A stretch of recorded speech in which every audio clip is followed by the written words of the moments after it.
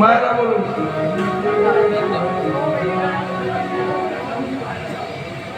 ঠিক, চির বসন্তকাল বলা হয় কোন জায়গাটা জানেন? সেটাকে শ্রীধাম বলা হয়।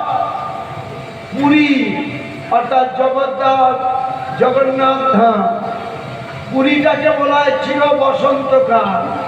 যখনই যান না কেন তখনই দেখবেন শান্ত। এবং শ্রীধাম কেন বলা হয়?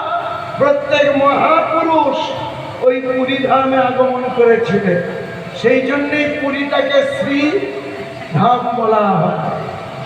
তাই আজ শ্রীরাম নবদ্বীপে এই কলি যুগে শচীর নন্দন গৌর সুন্দর পুরবের ভাবে বিবাহিত হয়ে সেই রাসলীলা প্রকাশ করছে। কোথায়? সুরধনী গঙ্গার তীরে। সুরধনী গঙ্গার তীরে এক একটি জিনিস দর্শন করছে,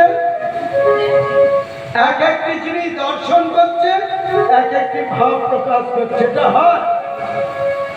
হ্যাঁ গো মা, যে কোনো জিনিস দেখলে তবে আর একটা জিনিসের কথা মনে পড়ে, পড়ে না?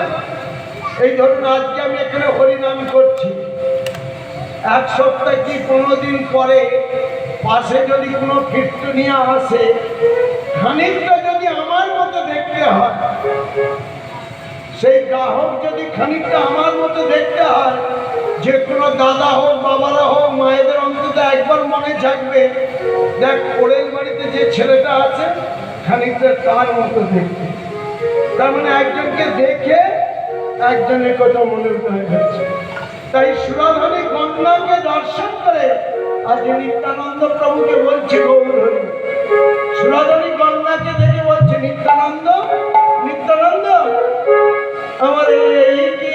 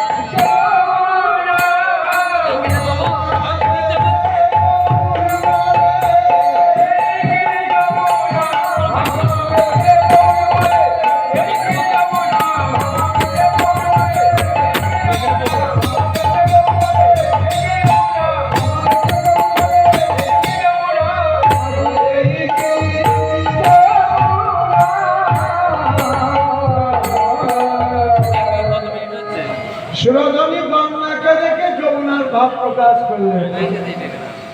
কিন্তু পদকর্তা প্রথম লাইনটা দিয়েছে বৃন্দাবন লীলা করা। একদম আস্তে, মায়েদের কাছে একটা ভিক্ষে চাইছি, কেউ ভেঙে যাবেন না। একটা রাত দেখুন, অসুবিধা হলে এখানে শুয়ে পড়বেন, তবু কেউ ভেঙে যাবেন না। আমি ভোরবেলা ডেকে দেবো। আর যদি খুব কারো অসুবিধা হয় আমি দাঁড়িয়ে আসবো। হ্যাঁ গো মা, হয়তো আটকে রাখার জন্য বলছি না মা, অপরাধ হয়। অপরাধটা এইরকম হয়, আগে শুনে রাখুন। এই যে রাত জেগে হরিনাম শুনে কিছু উপকার হবে? এই রাসলীলা শুনলে কিছু উপকার হয়? শুধু শরীর খারাপ হয়, তাই তো নাকি? শরীর খারাপ হয় না?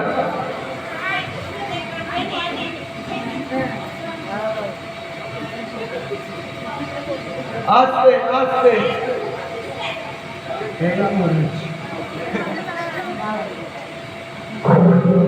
মা বসুন, যার খিদে পাবে সে নিজেই উঠে পড়বে।